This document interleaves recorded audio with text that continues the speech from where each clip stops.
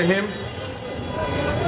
প্রিয় আয়োজকবৃন্দ, উপস্থিতি, গত 17-18 বছর ধরে দিল্লির আধিপত্যবাদ এবং বাংলাদেশের স্বাধীনতা সার্বভৌমত্বের সবচেয়ে বড় শত্রু আওয়ামী ফ্যাসিবাদের কবলে বিভিন্ন সময় বিভিন্ন নামে এবং বিভিন্ন ব্যানারে যারা শহীদ হয়েছেন তাদের রুহের মাগফিরাত কামনা করছি এবং শহীদ পরিবারের সদস্যরা যারা উপস্থিত আছেন তাদের প্রতি আমাদের দোয়া, সমবেদনা এবং এই লড়াইয়ের সাথে একাত্মতা ঘোষণা করছি।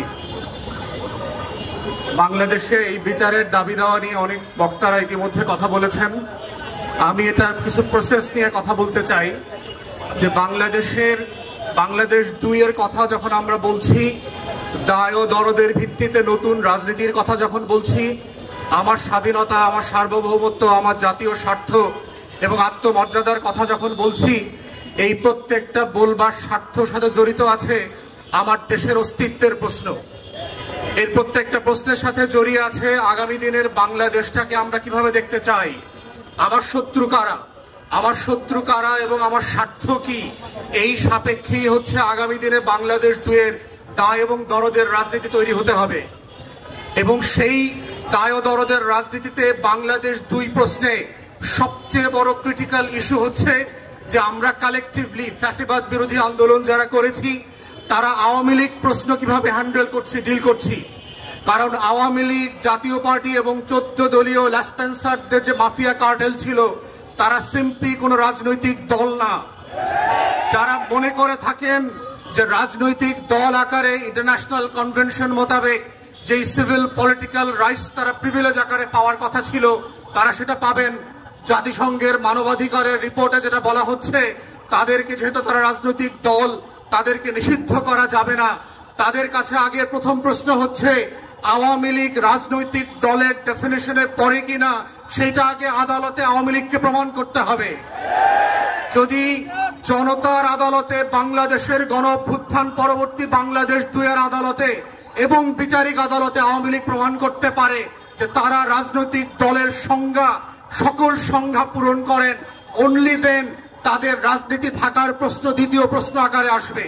কিন্তু আমাদের কাছে গণ অভ্যুত্থানের যেই রিপোর্ট মানবাধিকারের দপ্তর থেকে এসছে, জাতিসংঘের কাছ থেকে, এটা খুব প্রচ্ছন্নভাবে পরিষ্কার।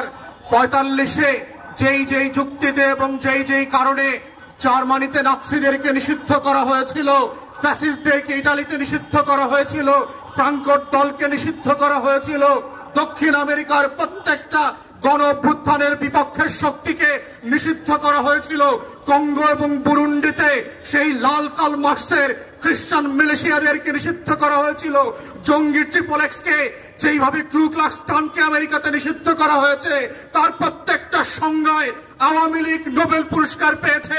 এবং ঠিক একই কারণে আওয়ামী লীগ নামক কোন এন্টিটির রাজনৈতিক দল আকারে কোন সুবিধা পাবার কোন সুযোগ 24-এর গণ অভ্যুত্থানের পরে স্বাধীন বাংলাদেশে আর থাকতে পারে না।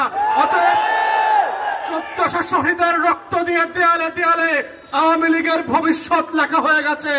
ওই ভবিষ্যৎ কোন কালো কালি দিয়ে মুছে দিয়ে আবার নতুন করে লেখবার প্রয়োজন হবে না।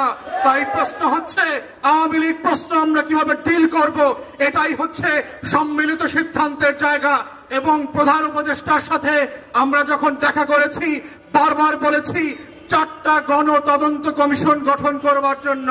তার ভিতরে আজকের ইনকিলাব মঞ্চ যাদের কথা বলছে, যাদের দাবি নিয়ে আজকে হাজির হয়েছে, তাদের প্রত্যেকের ব্যাপারে আমরা বলেছি শাপলার গণহত্যার জন্য গণতদন্ত কমিশন করতে হবে, পিলখানার গণহত্যার জন্য গণতদন্ত কমিশন করতে হবে। কিন্তু আমরা দুঃখজনকভাবে দেখলাম পিলখানার থেকে দায়িত্ব এড়িয়ে একটা প্রজ্ঞাপন দিয়ে যে কমিশন দেওয়া হয়েছে তার ক্ষমতা খর্ব করা হয়েছে। সে মামলার প্রশ্ন আলোচনা করতে পারবে না, কোনো ফাইল রিকল করতে পারবে না, সাক্ষীদেরকে তদন্ত করতে পারবে না। ঠিক এইভাবে একই চক্রান্ত করে একটা আইওয়াশের কমিশন দিয়ে বাংলাদেশে আবার নতুন ষড়যন্ত্র হচ্ছে। যারা 2009 সালে আমার স্বাধীনতা সার্বভৌমত্বের 2টা ফোর্সকে এট এ টাইম ধ্বংস ধ্বংস করে দিয়েছে তাদেরকে বিচারিক আদালতের মাধ্যমে, কমিশনের মাধ্যমে বাঁচিয়ে দেবার নতুন ব্লু কলার ক্রাইমের শুরু হয়েছে। এই কমিশনকে দায়িত্ব খর্ব করে যেটা করা হয়েছে সেটাকে আমরা প্রত্যাখ্যান করছি এবং আমরা বলছি নতুন করে প্রজ্ঞাপন দিয়ে তার টার্মস অফ রেফারেন্সকে রিভাইজ করতে হবে এবং গণ তদন্ত কমিশনের ফর্মে নিয়ে আসতে হবে। আমরা তৃতীয় বলেছিলাম বাংলাদেশে গুম খুন আয়নাঘর থেকে শুরু করে গত 16 বছরে যেই রাষ্ট্রীয় মদদে খুন খারাপির রাজত্ব কায়েম করা হয়েছিল সেটার জন্য গণতদন্ত কমিশন করতে হবে। ঠিক একইভাবে দেখলাম একটা গুম কমিশন করা হয়েছে যার ক্ষমতা নাই, যাকে অযোগ্য লোক দেওয়া হয়েছে, পাবলিকলি সাফিসিয়েন্টলি ম্যান পাওয়ার দেওয়া হয় নাই। গণতদন্তের যে ফর্ম আমরা বলেছি, যে কাঠামো প্রস্তাব করেছিলাম সেই কাঠামো পর্যন্ত দেওয়া হয় নাই। ঠিক একইভাবে প্রধান উপদেষ্টাকে আমরা বলেছিলাম জুলাই আগস্টের গণ অভ্যুত্থানকে ঘিরে একটা গণতদন্ত কমিশন করেন এবং আমরা এটার ফরম্যাট পর্যন্ত একাধিক উপদেষ্টাকে দিয়েছি। আমেরিকার কংগ্রেশনাল হিয়ারিং এর মডেলে, সিনেট হিয়ারিং এর মডেলে, ব্রিটিশ এবং ইউরোপিয়ান পার্লামেন্টগুলোতে যেভাবে উন্মুক্ত শুনানি হয় সেই শুনানির মডেলে করে সেইখানে গণতদন্ত কমিশন হতে হবে। আজকের ইনকিলাব মঞ্চে এসে যেইভাবে শহীদরা তাদের বক্তব্যের কথা বলছে সেই উন্মুক্ত শুনানিতে যেটা পিটিভি লাইভ সম্প্রচার করবে সেখানে শহীদ পরিবার এসে তার গল্পের কথা বলবে, তার কষ্টের কথা বলবে, তার আকাঙ্ক্ষার কথা বলবে। আগামী দিনে আওয়ামী লীগের রাজনীতি থাকবে কি থাকবে না সেই কথা 1400 শহীদ পরিবারকে সিদ্ধান্ত নিতে হবে। কোন সুশীল উপদেষ্টার কথায়, কোন শাশুড়ির কথায়, দিল্লির কথায় সেই সিদ্ধান্ত হবে না। আমাদের বক্তব্য খুব পরিষ্কার, গণ অভ্যুত্থানের পক্ষের শক্তিরা গণতদন্ত কমিশনে গিয়ে উন্মুক্ত শুনানিতে অংশ নিয়ে বাংলাদেশের কোটি কোটি নাগরিক যেখানে নিবন্ধন করে তাদের মতামত দিতে পারবে, সেই মতামতের উপরে ভিত্তি করে আওয়ামী লীগ প্রশ্ন, গণহত্যার প্রশ্ন, জাতীয় পার্টি এবং 14 দলীয় দিল্লির গোলামদের ভবিষ্যৎ কি হবে সেইটা সিদ্ধান্ত নিতে হবে এবং সেই সিদ্ধান্তের উপরে ভিত্তি করে আওয়ামী লীগের ভবিষ্যৎ নির্ণীত হবে। এই প্রস্তাব দেবার 7 মাস 8 মাস পেরিয়ে গেলে পরে আমরা দেখতে পাচ্ছি জুলাই গণহত্যা নিয়ে কোনো উচ্চবাচ্য করবার আয়োজন দেখতে পাচ্ছি না। জুলাইয়ের গণকবর যেটা আমরা আগস্ট সেপ্টেম্বরে ভিজিট করেছি সেইখানে উপদেষ্টাদের যাবার কোনো মদত দেখতে পাচ্ছি না। অথচ এখানে অনেক উপদেষ্টা দেখেছি 71-এর চেতনা বিক্রি করতে করতে 14ই ডিসেম্বরের শহীদদের কবর জিয়ারত করতে করতে মুখে ফেনা তুলে ফেলেছেন, কিন্তু রায়ের বাজার বধ্যভূমিতে জুলাইয়ের 114 শহীদের কবর জিয়ারত করার সময় তাদের নাই। প্রধান উপদেষ্টাকে বলছি এই শহীদরা না থাকলে প্রফেসর মোহাম্মদ ইউনূস আপনি আজকে জেলে থাকতেন।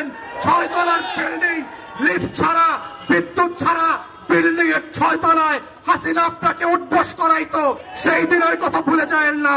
আপনার মামলাগুলো আজকে আদালত দিয়ে নাই করে দিয়েছেন। এই নাই করার রাজনীতি হইতো না, আপনার মামলা চলতো। যাদের রক্তের কারণে আজকে আপনি বেকসুর খালাস, যাদের রক্তের কারণে আপনি প্রধান উপদেষ্টা হয়েছেন, তাদের রক্তের বদলা যদি না নেন আপনাকে আগামী দিনের মানুষ ক্ষমা করবে না। বাঙালির চরিত্র বুঝতে হবে। তারা প্যারিস থেকে এসে এনের নায়ক যেভাবে বানাইতে পারে তারা মির্জাফরের মতো খলনায়ক বানাইতে পারে। এই রক্ত দেওয়া শহীদ পরিবারের এই ইতিহাস ভুলে যাবেন না। তাই আমাদের বক্তব্য হচ্ছে গণতদন্ত কমিশনের মধ্য দিয়ে আওয়ামী লীগ প্রশ্ন রিজলভ করেন। এবং আমরা বারবার বলেছি বিভিন্ন প্রেসে এবং টকশোতে কি কি অপশন হতে পারে। প্রথম অপশন হচ্ছে নাৎসি মডেলে আপনি আউটরাইট আওয়ামী লীগ, জাতীয় পার্টি এবং 14 দলকে নিষিদ্ধ করে দেবেন। দ্বিতীয় অপশন হচ্ছে যদি ট্রুথ অ্যান্ড রিকনসিলিয়েশন ফর্মে যান সাউথ আফ্রিকার মডেলে, তাহলে কাদের বিচার করবেন, কোন কোন অপরাধের বিচার করবেন, আর কাদেরকে তওবা কমিশন করে হেফাজতের আলেমদের সামনে ক্ষমা চাওয়ায় মাফ করাইতে হবে সেইটা আলাদা করতে হবে। কাদেরকে আওয়ামী লীগ যেহেতু আমাদেরকে 3টা নির্বাচন থেকে বঞ্চিত করেছে, তার রাজনীতি নিষিদ্ধ না হলেও আগামী 3টা নির্বাচনকে আওয়ামী লীগ এবং জাতীয় পার্টিকে ন্যায্যতার ভিত্তিতে বঞ্চিত করতে হবে, কারণ সে জাতিকে নির্বাচন করতে দেয় নাই, ভোট দিতে দেয় নাই। আওয়ামী লীগের কোন পদস্থ নেতা ওয়ার্ড ইউনিয়ন থেকে শুরু করে যারা এমপি মন্ত্রী হয়েছে গত 16 বছর, তারা বাংলাদেশে আর কোনোদিন রাজনীতি করতে পারবে না। ঠিক এইরকম শর্ত করে গণতদন্ত কমিশনের মাধ্যমে প্রয়োজনে গণভোটে দিয়ে আওয়ামী লীগ জাতীয় পার্টির প্রশ্ন ন্যায্যতার ভিত্তিতে সমাধান করবার মধ্য দিয়েই আজকের এই শহীদদের বিচার ফয়সালা হইতে হবে, এই দাবি আহ্বান রেখে আমার বক্তব্য এখানেই শেষ করছি।